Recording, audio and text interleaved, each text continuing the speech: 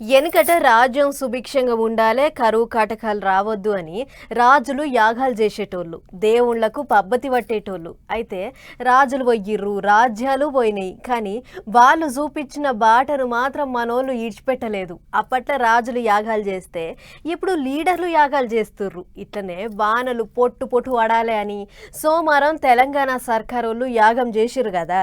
ఇక చూడుర్రి ఆ యాగం మీద పార్టీల నడుమ ఎసొంటి ముచ్చట్లు నడిచినాయో. వానలు కురవాలే, పంటలు పండాలే, పబ్లిక్ అంతా నిమ్మల పడాలి అని సోమవారం నాడు సాగర్ ఒడ్డున సీఎం సారు సతీ సమేతంగా కూకొని వర్ణయాగం చేసిండు. వానదేవునికి తీరొక్క తీర్ల పాపతి పట్టిండు, పూర్ణాహుతి చేసి మొక్కులు మొక్కిండు. అయితే సర్కారోళ్ళు చేసిన యాగం మీదనే ఇప్పుడు పార్టీల నడమ మాటల యుద్ధం నడుస్తుంది. ఒకళ్ళ మీద ఒకళ్ళు బాణాలు వేసుకుంటారు. వర్ణ యాగాలు కాదు చేయాల్సింది ముఖ్యమంత్రి గారు.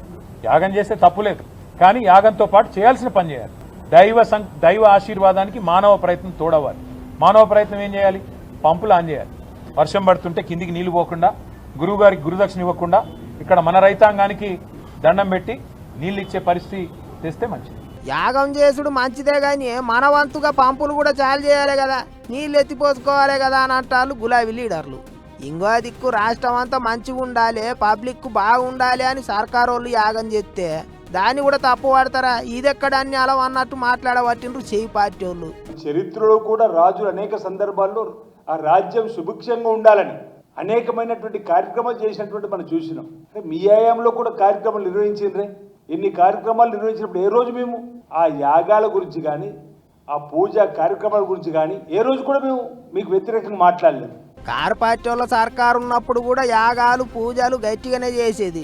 ఆయాల ప్రతిపక్షంలో ఉన్న చేయి పార్టీ వాళ్ళు ఏనాడు విమర్శ చేయలేదు. మరి ఇప్పుడు కారు పార్టీ వాళ్ళు ఏంటికి అట్లా మాట్లాడబట్టిండ్రు అని కాంగ్రెస్ లీడర్లు కోపానికి వస్తుండ్రు. అంతేకాదు పంపులు చాలు చేయాలనే ముచ్చటకు చేయి పార్టీ వాళ్ళు ఏమంటున్నారు అంటే, ఏదైతే కన్నెపల్లి పంప్ హౌస్లో కట్టుకేయండి, నింపండి ఎల్లంపల్లిని, లేదా అక్కడి నుంచి ఎంఎం తీసుకోపోండి. అక్కడ కట్టుకేయకుండా ఈరోజు వరుణదేవుడు కర్ణిస్తే 20 టీఎంసీలు పైగా నిండడం, 12 గేట్లు ఎత్తి కిందికి వదిలేసినట్టు సందర్భం. అంటే ఆ పాచిక పారలేదు. మళ్ళీ ఇప్పుడు కొత్త పాచిక మీరు ఈ రంగనాయక నింపండి, మలాన్ సాగర్ నింపండి, ఎల్ఎండి నింపండి. నువ్వు ఎప్పుడైంది మాకు పాఠాలు? గిట్లా సర్కారోళ్ళు చేసిన యాగం మీద కూడా రాజకీయం జోరుగా నడుస్తుంది. ఓ దిక్కు మంచి కొరకు యాగం చేస్తే దాన్ని కూడా రాజకీయం చేసుడు మంచిది కాదని అంటారు చేయి పార్టీ వాళ్ళు. యాగం చేస్తే మంచిదే కానీ పంపులు చాలు చేయని అంటున్నారు కారు పార్టీ వాళ్ళు. ఇంకో దిక్కు ఈ నడమ పార్టీల నడమ పూజల పంచాదులే గట్టిగా అవుతున్నాయి కదా అని అనుకుంటారు పబ్లిక్.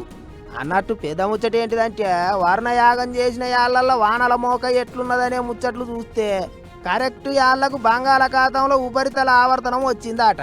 అందుకే వచ్చే 2 దినాలు తెలంగాణలో గట్టిగా పడతాయి వానలని అంటారు మొగుల ఆఫీసర్లు. గాలులు కూడా గట్టిగానే వీస్తాయని అంటారు. మరి చూసుకోండి.